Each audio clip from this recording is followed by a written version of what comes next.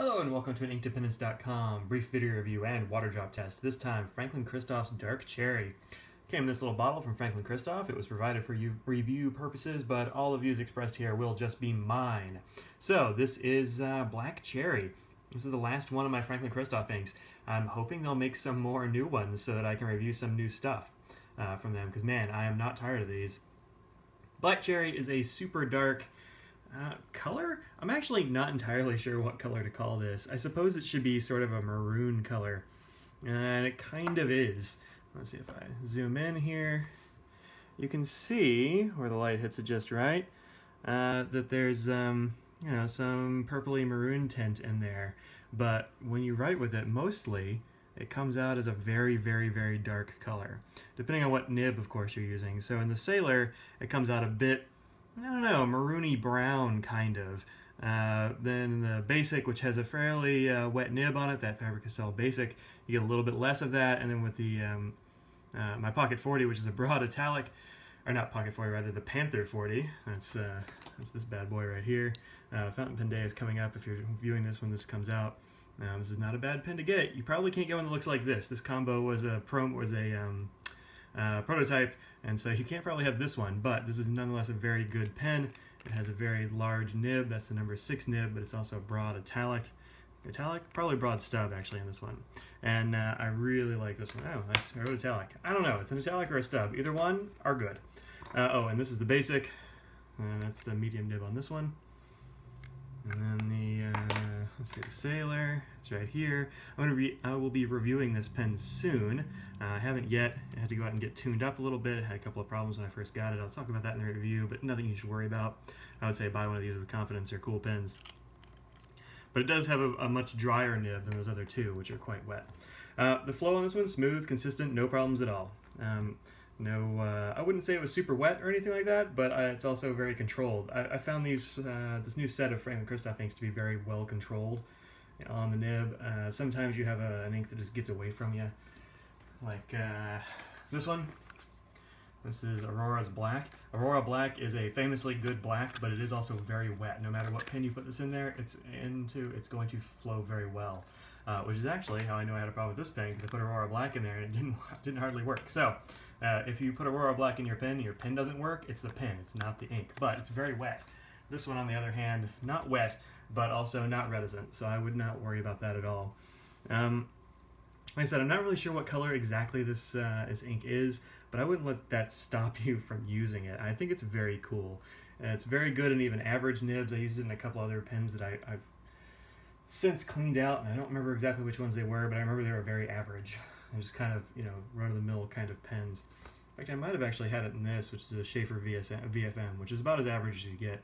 On Fountain Pen Day, this is a pretty good pen to suggest to people, even though not many people think of it. It's a pretty good pen, but strictly average in terms of performance, I would say.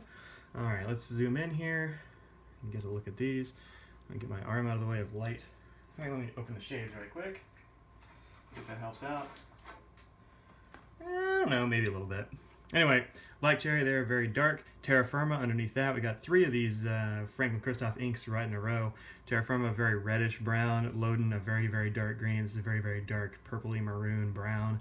I really like that. And then Visconti Blue and Platinum Carbon for a black example. This is a very, very dark black. So it's not maybe the darkest black that I have. It tends to be a little matte, so you get a bit of a shine in there if it hits it just right.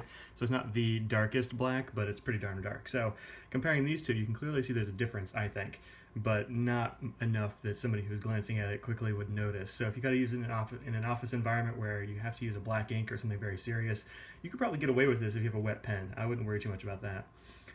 Let's see, as far as feathering and bleed through and all that stuff, not much to worry about here. You'll see more pictures on the blog. But you do get a little bit with this broad stub. I do have a little bit of feathering. Zoom in here. You can see there in the 40. See, I say broad stub there and broad italic on the other thing. I'm gonna have to figure out exactly which one that is. Maybe next time I see Jim or Scott, I'll have them look at it. Maybe they can tell me. I don't know. But either way, those are very good. You see a little bit in some of these others, but not much. And this is like strictly average paper. This is I literally took this from the office, from like out of the printer. And it's same kind of thing. It staples 20-pound paper, and you get a little bit of bleed through, but also show through. I mean, you can see through this. If you were to hold this up to the light, though, you'd be able to see. In fact, you probably can here actually. It's like inconsistencies in the paper and the weave. So I think that's probably part of it. Let me put down this surface. And you can see it show through here, and then some a bit of bleed here. But remember, this is a big, wet, broad nib, like very wet. So I wouldn't worry too much about that. Your other uses will be just fine with this ink, I think. All right, let's see. So water drop test time. Let's see how this guy works out. Zoom in here on the water drop test thing. Get a good spray there, get a little bit across the top. Why not? That seems good. There we go. Put my cap back on this needle while we're waiting. All right. So you can see a lot of the ink swirling away there. Let's go ahead and blot it away. Blot, blot, blot. And you can see a lot of it came up there. And a lot of it's gone here. In fact, these lines right here really didn't survive. I would say this is not particularly water resistant at all. Although up here on the words, just fine. So a bit of a mixed bag there. This is actually the splotch from Loden. That's what Loden looks like if you leave it on a paper towel for a long time. It's a little bit of like unfancy chromatography. We'll have to see what happens to this one over time. Let's see. What's it doing now? Come on now. Paper towel did not want to cooperate. Now you can see a little bit of green around the edges, that sort of thing, but mostly just kind of that purple. Let's go ahead and take a look at the chromatography now.